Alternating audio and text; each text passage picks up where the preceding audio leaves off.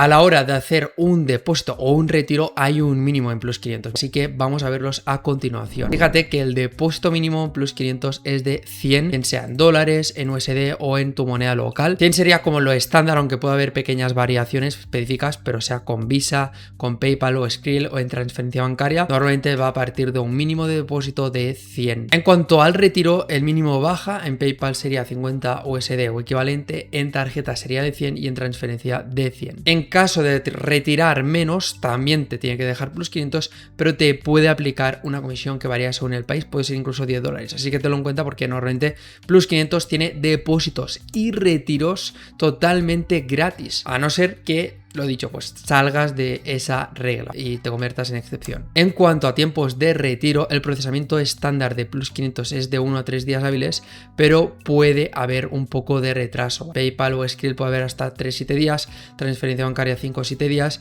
y en tarjeta de crédito va a depender mucho del tipo de banco y tipo de tarjeta que uses. Por lo tanto, como máximo podría tardar unos 10 días. Eso sobre todo en retiro, pero ya te digo que normalmente tarda bastante menos y no hay problemas a la hora de retirar porque lo importante es un broker regulado. Por lo tanto, ahí no puede haber problemas. Entonces, este es el resumen rápido de lo que hemos comentado. Mínimo depósito 100 dólares o equivalente, retiro mínimo PayPal 50, retiro mínimo tarjeta 100 y la comisión por déficit, en plan de que retires menos del mínimo, es 10 dólares, pero si no aplicas esto, que no es habitual, la comisión prácticamente sería 0 por depósito y por retiro. Espero que este vídeo te haya sido de utilidad. Recuerda que si es así, te agradezco tu like y que te dejo por aquí el curso completo de Plus 500. También tienes el link en la descripción del vídeo.